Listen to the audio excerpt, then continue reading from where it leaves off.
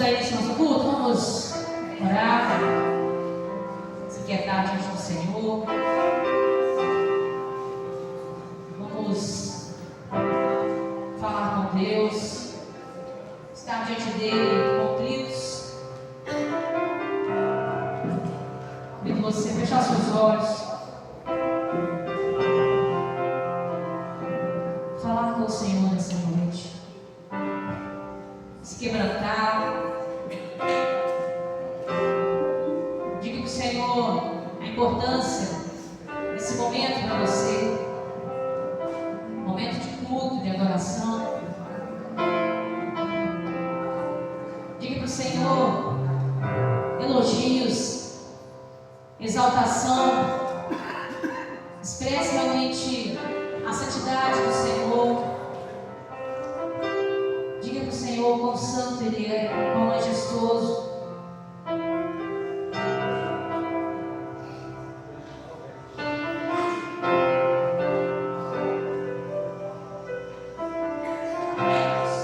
Nós queremos te adorar, Senhor. Bendizer o teu santo nome e declarar que nós te amamos e queremos prestar um culto que expresse, ó Deus, a grandeza do Senhor na nossa vida. Quão grande és tu, ó Deus. Quando lembramos os feitos do Senhor, das maravilhas que o Senhor tem feito por nós, nosso coração se alegra. E nós queremos te exaltar, louvar o teu santo nome, expressar adoração realmente ao Deus que cuida de nós nos mínimos detalhes.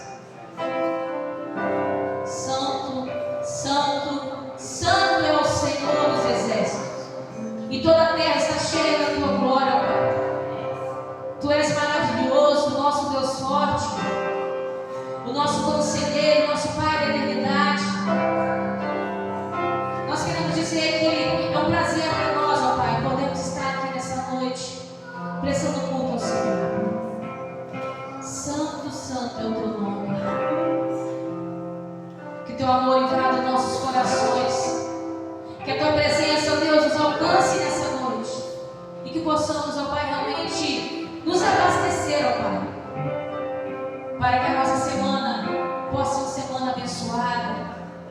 Toma-nos em tuas mãos, guarda-nos, proteja-nos, toma a nossa família, o nosso lar, tudo que temos, tudo que somos é teu, Senhor. Nós entregamos esse culto nas mãos do Senhor, em nome de Jesus. Amém e amém. Amém. Vamos cantar a santidade do Senhor. Santo, santo é o nosso Deus.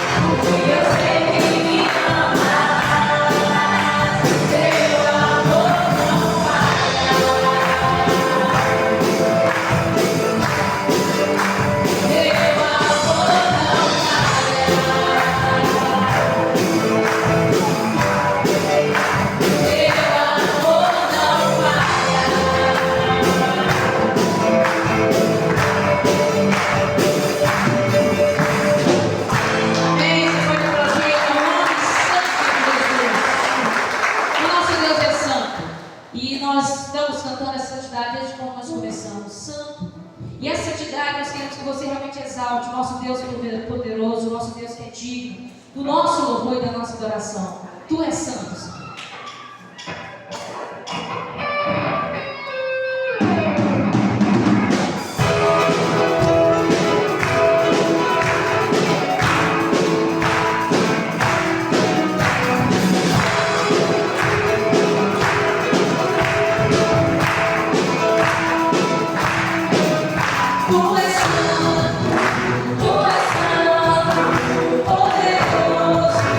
Poderoso,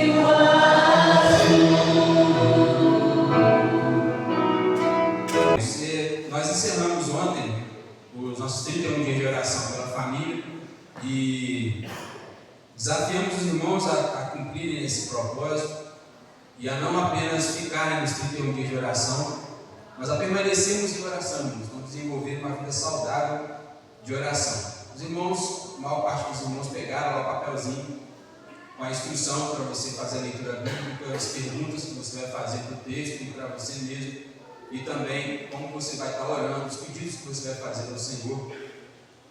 Eu creio que os irmãos desenvolveram ao longo desses 31 dias aí esse projeto de uma oração, uma vida de oração saudável, e eu quero reforçar isso com os irmãos, a importância de a gente conseguir realmente orar ao Senhor, buscar ao Senhor diariamente, de preferência podendo reunir a família e juntos, né, com nossos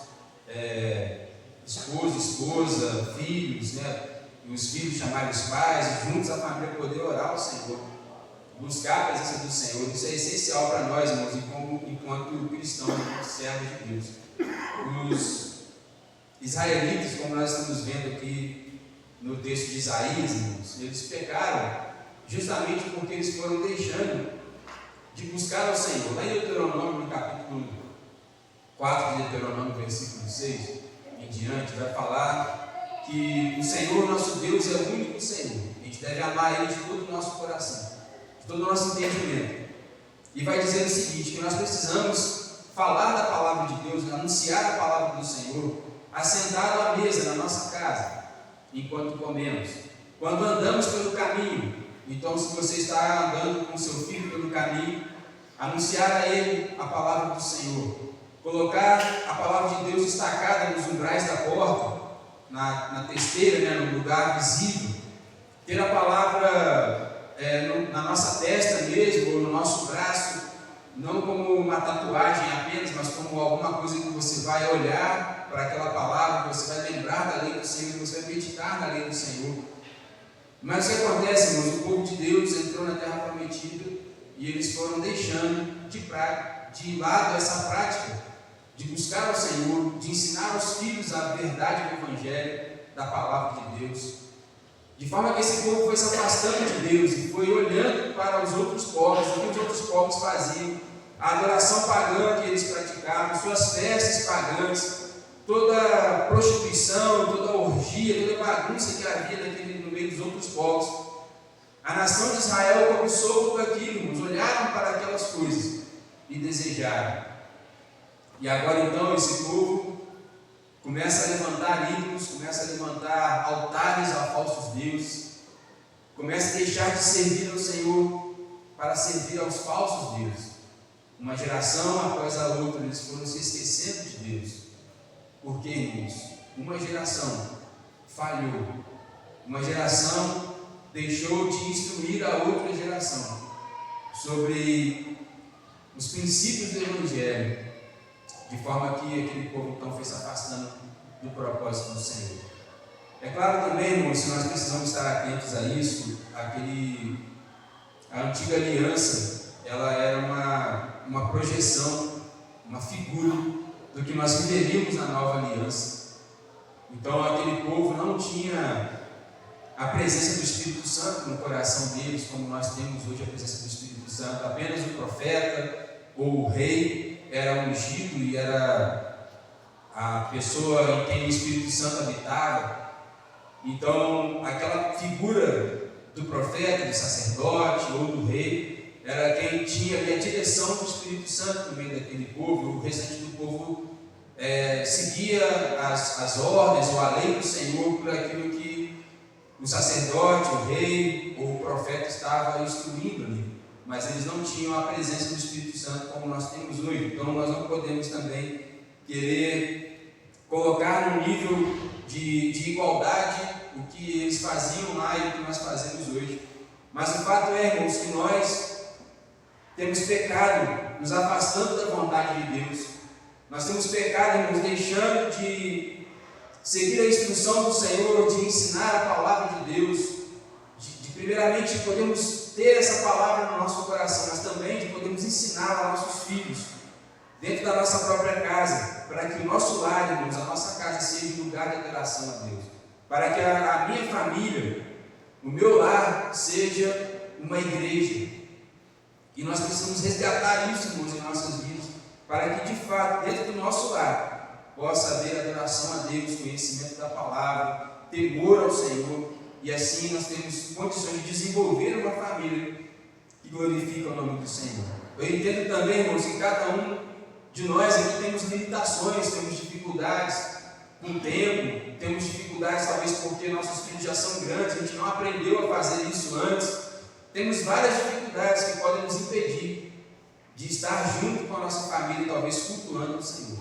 Mas eu tenho certeza, irmãos, que no momento de refeição, por exemplo, no domingo, no horário de almoço, às vezes a mãe reúne ali os filhos na sua casa para um almoço. Eu tenho certeza que nesse momento é possível parar e ler o versículo da Bíblia, fazer uma oração junto com a sua família ali, levar para eles a palavra de Deus. É que às vezes a gente fica tão ansioso, tão afobado com as coisas do dia a dia, com as ocupações, e quando chega um momento como esse, nós deixamos passar despercebido e não aproveitamos aquela oportunidade. Mas eu quero dizer para você que você pode ser um instrumento de Deus na sua casa, no seu trabalho, na sua rua, na sua vizinhança, para levar a palavra do Senhor, para anunciar o Evangelho, para fazer diferença nesses lugares onde o Senhor tem te colocado ali para ser sal e luz. Então, irmãos, vamos tentar ao máximo viver para fazer a diferença, para cumprir o propósito do Senhor em nossas vidas. Em Isaías, no capítulo 7 de Isaías, Deus manifesta, irmãos, a nós o seu grande amor. E Ele vai deixar, através desse amor que Ele manifesta, a promessa do Messias, do Emanuel. Ele vai deixar escrito para nós, irmãos, registrado através da profecia de Isaías, que o Emanuel viria para trazer salvação. Deus conosco, Deus encarnado, Deus presente em nossas vidas.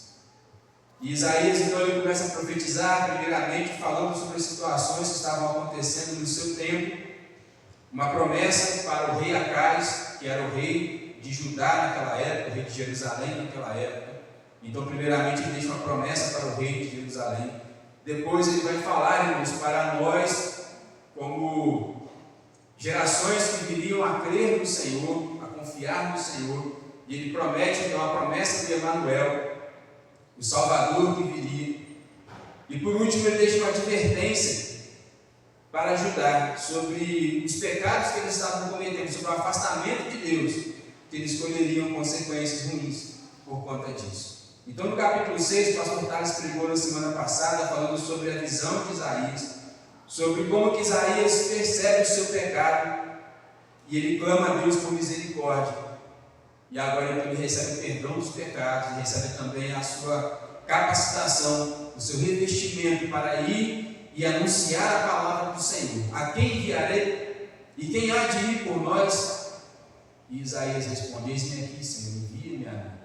Então, naquele momento, Deus vai enviar Isaías. E agora nós temos aqui já no capítulo 7, Isaías dando sequência ao seu ministério como profeta, cumprindo, irmãos, a palavra do Senhor.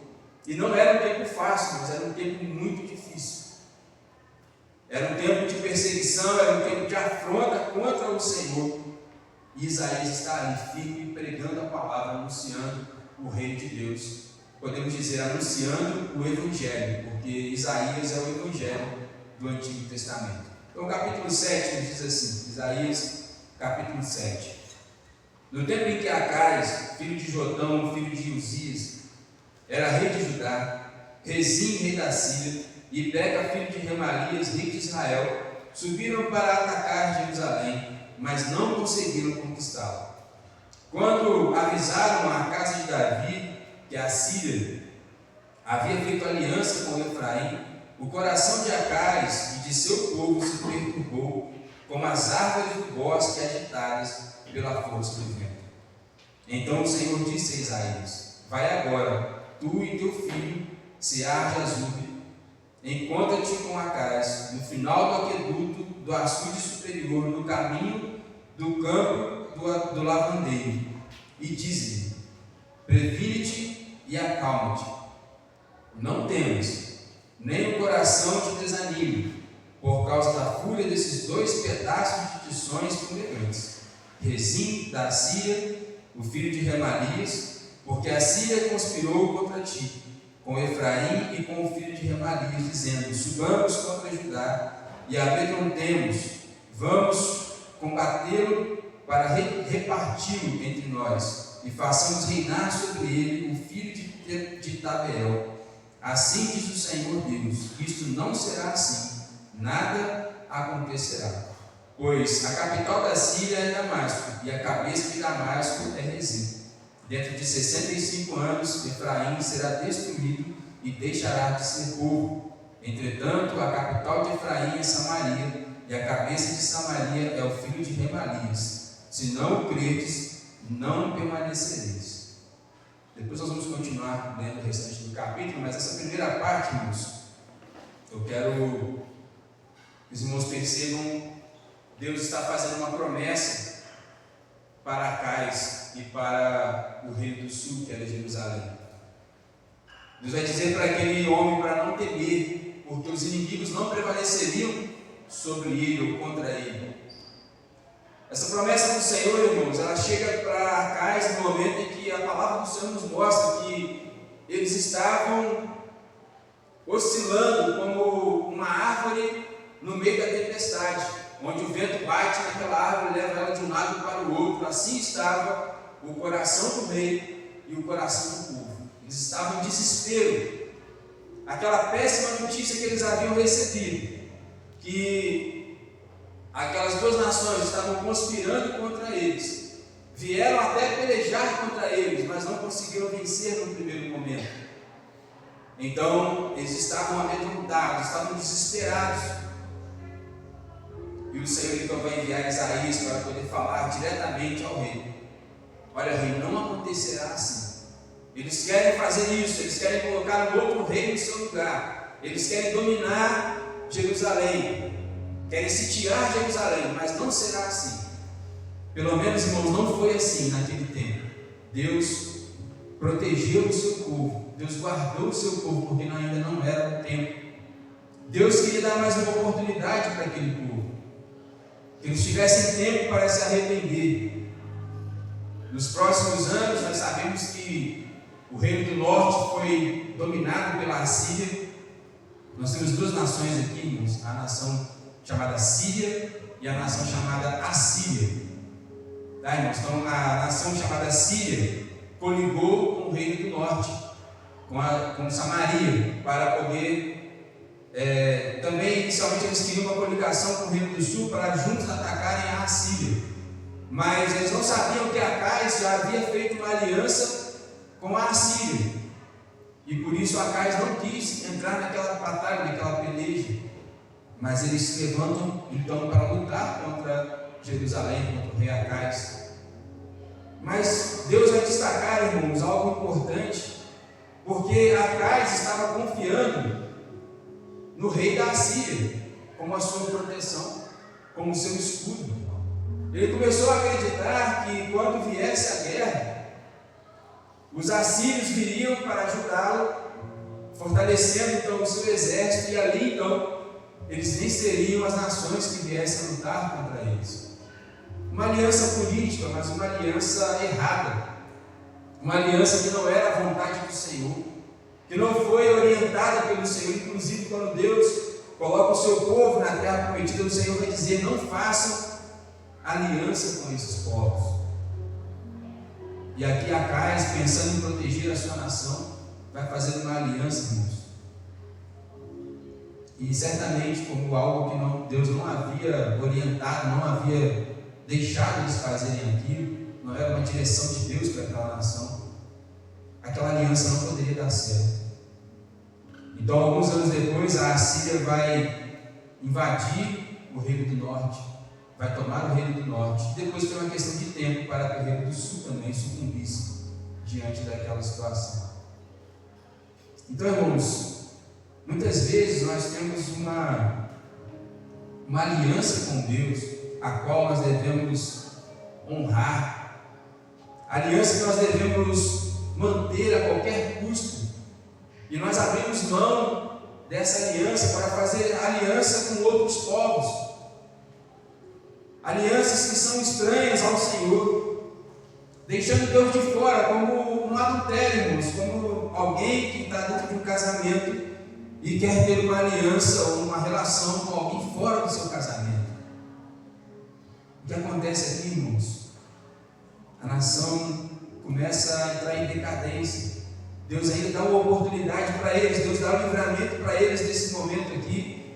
Acais foi agraciado pelo Senhor, porque a destruição de Jerusalém não veio no tempo de Acais.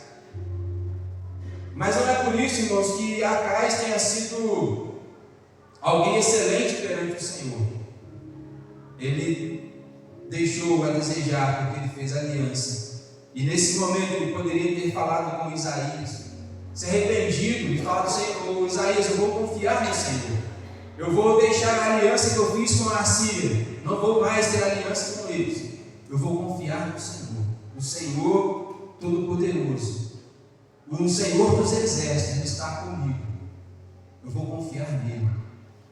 Mas ao invés disso, irmãos, Acais, ele continua omitindo aquela aliança, deixando como uma carta na manga, e ele não confia de fato no Senhor. Ele não se entrega, não se rende ao Senhor. Uma oportunidade de falar com Isaías, de se render diante do Senhor, de se apresentar humildemente a Deus, reconhecendo o seu erro. Mas ele endurece o coração, ele esconde, ele cobre o seu pecado. O salmista vai nos dizer, irmãos: enquanto eu me calei, os meus ossos apodreceram. Enquanto eu encobri o meu pecado, no Salmo 32, os meus ossos apodreceram dentro de mim, pelo meu constante bramido dia e noite. Mas ele vai dizer: confessei-te o meu pecado, e o Senhor perdoou a minha iniquidade. Não há, irmãos, salvação, não há esperança para aquele que encobre os seus pecados.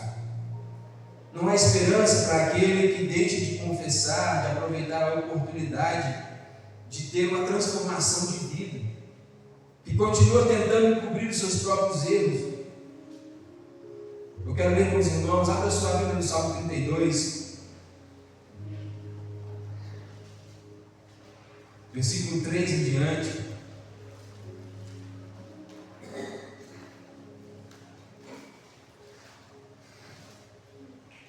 Salmos 32, versículo 3. Enquanto me calei, meus ossos se consumiam de tanto gemer o dia todo, porque a tua mão pesava sobre mim de dia e de noite. O meu vigor se esgotou como no calor da seca. Confessei-te o meu pecado e não encobri a minha culpa. Eu disse: confessarei as minhas transgressões ao Senhor, e tu perdoaste a culpa do meu pecado. Assim, todo homem piedoso te fará súplicas em tempo de poder te encontrar. Quando as muitas águas transbordarem, elas não o atingirão. Amém. Vejam, o salmista Davi, irmãos, ele começa fazendo esse lamento, falando do seu sofrimento, do seu vigor que se tornou como uma terra seca. Antes era uma árvore frondosa, vigorosa, mas de repente se torna uma árvore de galhos secos, sem vida, por causa do pecado. O pecado que estava encoberto, que estava oculto. Mas ele vai dizer: confessei-te o meu pecado, não encobri mais a minha transgressão. E quando ele confessa o pecado ao Senhor, ele tem alegria. O Salmo 51, da mesma forma, Davi também vai dizer: Senhor, torna a dar a alegria da salvação. O salmista, então, ao confessar o seu pecado, agora ele tem a alegria da comunhão com o Senhor, da presença do Senhor no seu coração. Diferente, irmãos, da nação de Israel, nesse período de Acais, um período sombrio, um período difícil, mas certamente se aquele povo tivesse confessado o seu pecado ao Senhor, se houvesse arrependimento naqueles corações, se eles começassem a orar a Deus, irmãos, a buscar o Senhor, haveria oportunidade de libertação e transformação para aquela nação.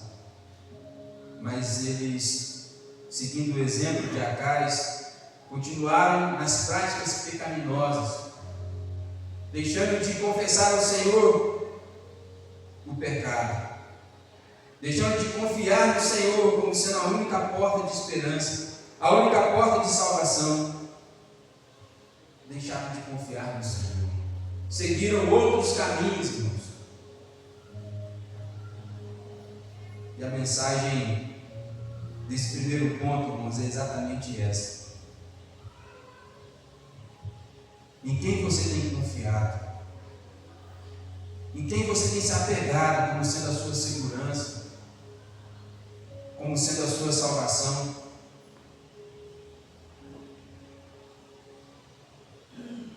Algumas pessoas se apegam ao seu dinheiro, às suas propriedades, aos seus bens. Algumas pessoas se apegam a cargos políticos ou a pessoas conhecidas, políticos, que podem fazer alguma coisa e ter alguma influência. Algumas pessoas se apegam aos ídolos. Outras pessoas se apegam à sua própria capacidade, ao seu braço forte, à sua capacidade de se defender com uma arma. Nada disso, irmãos, pode trazer segurança para nós. Nada disso pode, de fato, nos dar a salvação. São elementos que podem até nos ajudar em alguns momentos, mas é um cuidado paliativo, irmãos. Nada que venha a ser sustentável, que seja algo permanente. É paliativo, ou seja, é só uma questão de tempo, de momento. Não vai chegar num ponto que não vai ter mais solução. Então, irmãos, nós temos que deixar de confiar nessas coisas e confiarmos inteiramente no Senhor. Isaías ainda vai falar para Acais: você quer um sinal do poder de Deus, da graça de Deus sobre a sua vida? Pode pedir um sinal dos céus ou um sinal na terra. O Senhor vai te dar o sinal. Mas Acais continua encobrindo o seu pecado. E ele usa uma desculpa religiosa. Não vou tentar o Senhor Deus.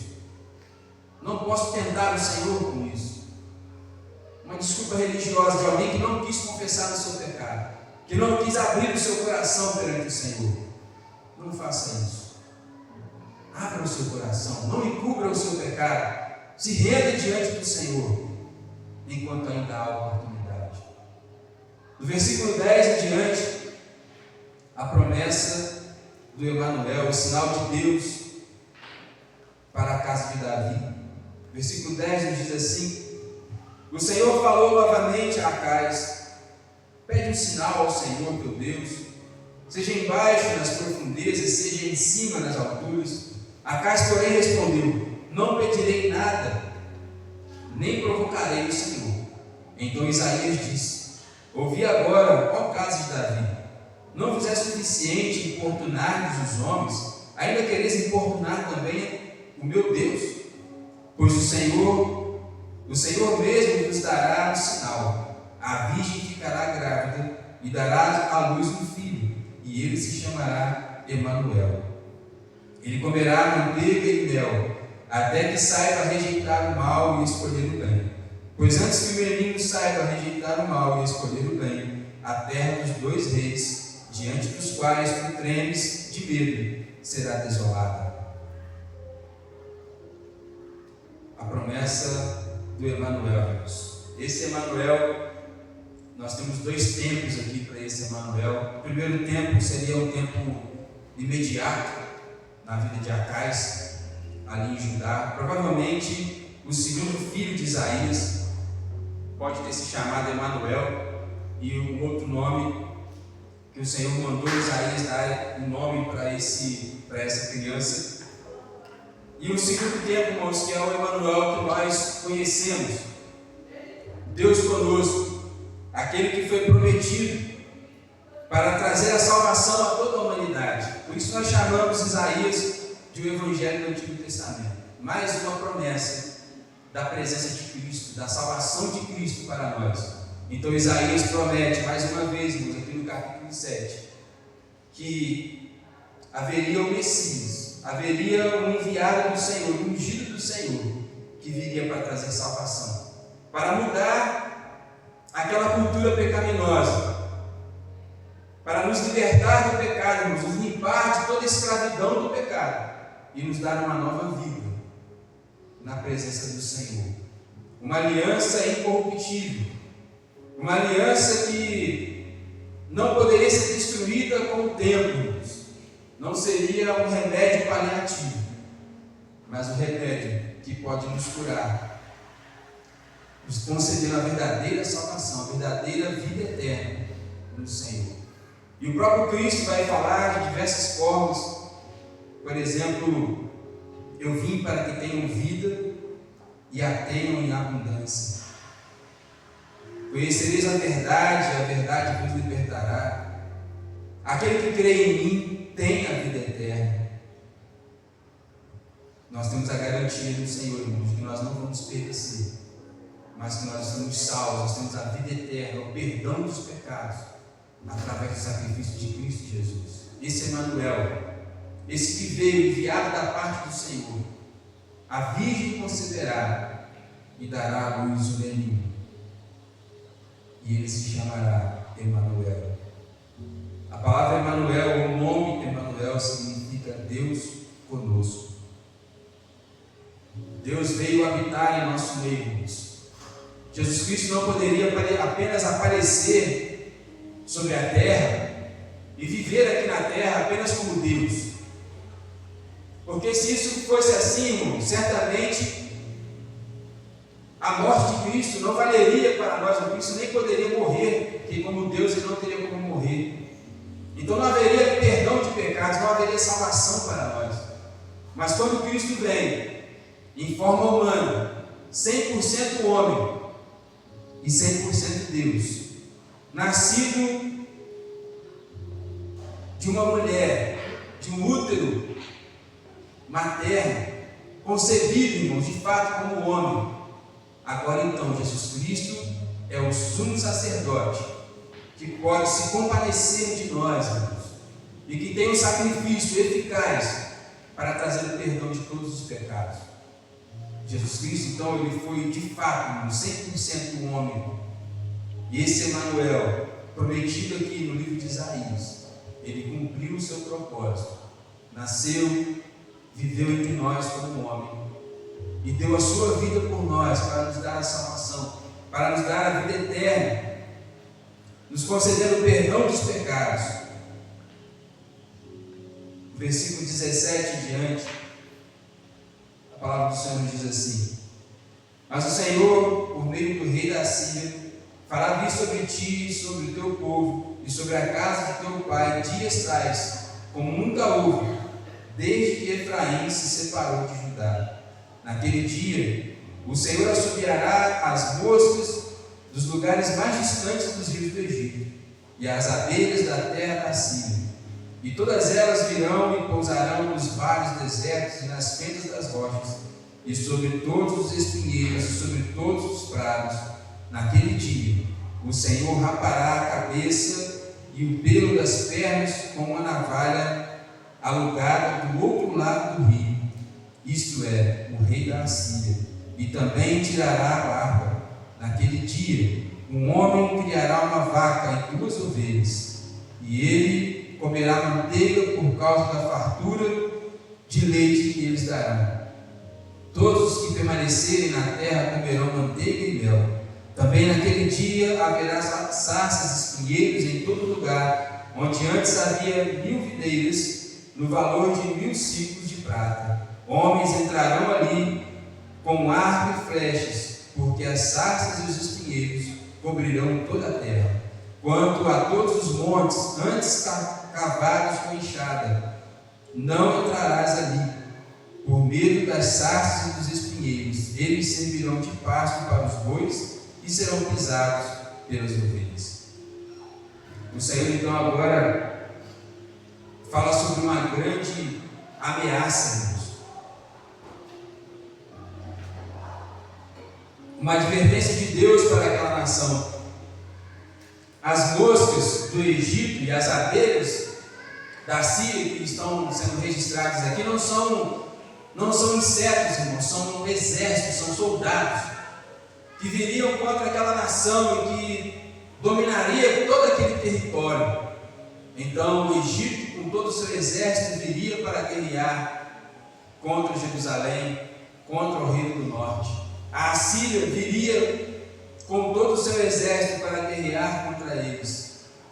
E o que aconteceria, irmãos, é que onde antes eram lavouras, lugares cultivados de agricultura de Israel, agora se tornaria espinheiros. Não haveria mais agricultura naquele lugar. Eles ainda poderiam sobreviver do leite de uma vaca, de uma ovelha, mas certamente não mais sobreviveriam da agricultura daquele lugar. Seria um tempo de escassez também para eles, um tempo de fome.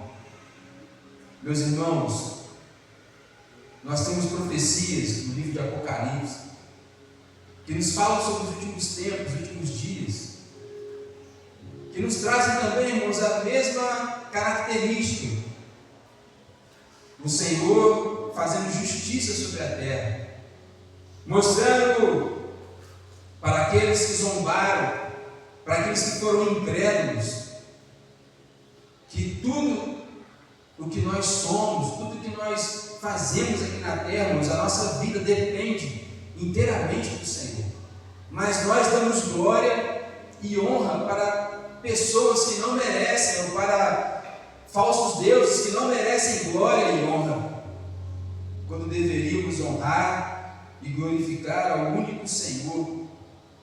O próprio Jesus Cristo vai dizer, em João capítulo 14, no versículo 6, porque há um só Deus e um só mediador. Perdão, irmãos, talvez esteja o versículo de Timóteo. Vamos abrir João aqui.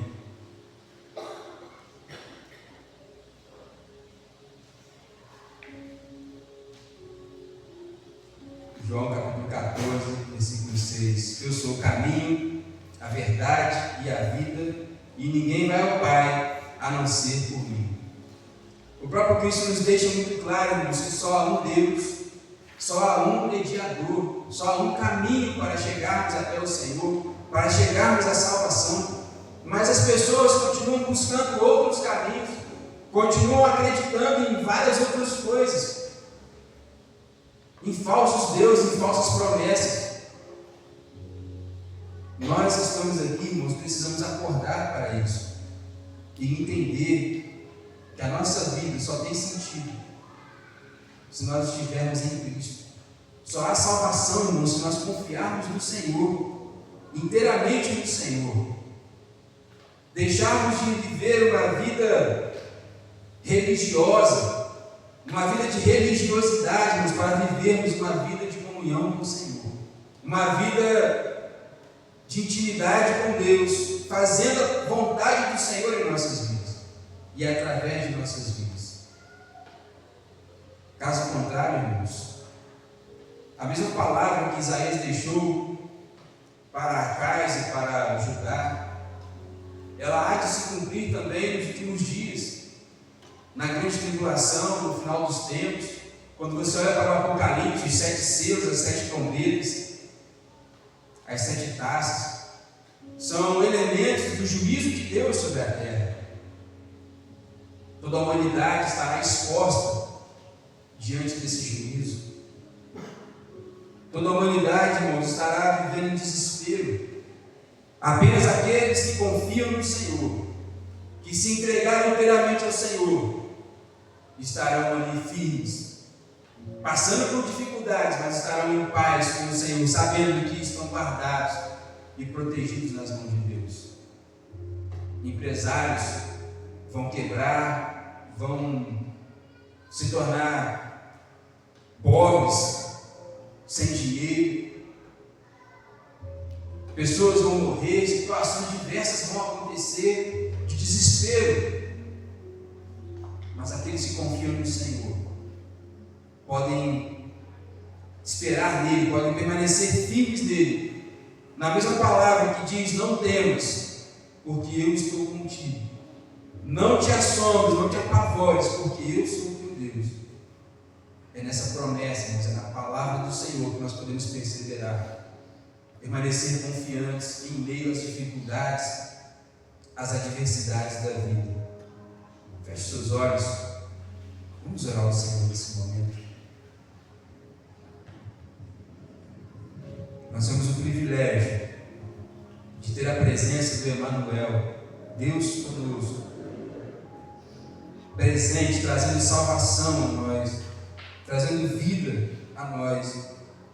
Portanto, entregue-se inteiramente ao Senhor, confia nele e deixe Ele cumprir o propósito na sua vida.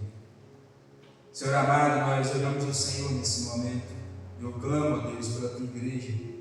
Senhor, diante dessa palavra, eu suplico primeiramente, Deus, que nenhum de nós sejamos como Acais, encobrindo a Deus no erro, tentando manter uma aliança oculta, mas, Senhor, que a nossa aliança esteja firmada no Senhor, que a nossa aliança seja de fato, Deus, na tua presença, na comunhão com o Senhor. Tenha misericórdia de nós, ajuda-nos a nos livrar das falsas alianças ou das alianças que não convêm, para permanecermos firmes em Ti. Também venho clamar ao Senhor, Deus, para que cada um aqui consiga desfrutar da comunhão com o Emanuel, com aquele que foi enviado para trazer vida eterna, para trazer salvação a cada um de nós. Que essa promessa do Senhor não passe despercebida a nós, mas aqueles que ainda não acreditaram, que ainda não entregaram ao Senhor, possam se render diante do Emanuel, aquele que veio nos trazer a salvação. E nós pedimos a Deus para que possamos perseverar, Deus, em meio às tribulações, em meio às aflições da vida. Ó Deus, que sejamos firmes no Senhor, para que quando vier, Deus, o desespero, quando viesse, Deus, o caos, aqueles que confiam no Senhor possam permanecer inabaláveis, firmados na rocha eterna. Nós pedimos, nós suplicamos ao Senhor. Ó Deus, completa a tua obra em cada coração. Dá-nos a tua graça. Eu clamo ao Senhor para que abençoe cada família, cada lar aqui representado. Para que assim nós possamos viver em novidade de vida e glorificar o teu nome. Nós pedimos e agradecemos em nome de Jesus Cristo. Amém, Senhor. Amém, irmãos. Então, que cada irmão possa buscar participar das atividades da igreja ao longo dessa semana e participar do culto de oração. Irmãos, na quarta-feira é importante sua presença aqui na oração, mas continue orando na sua casa, junto à sua família, reúne os seus ali, ore ao Senhor e vamos ensinar, irmãos, a palavra de Deus para as pessoas, para que as próximas gerações não se percam, não caiam no engano do esoterismo, do paganismo, do ateísmo, mas possam perseverar firmes na palavra do Senhor. Amém, irmãos? Amém, irmãos? Amém. Vamos colocar em pé, vamos orar?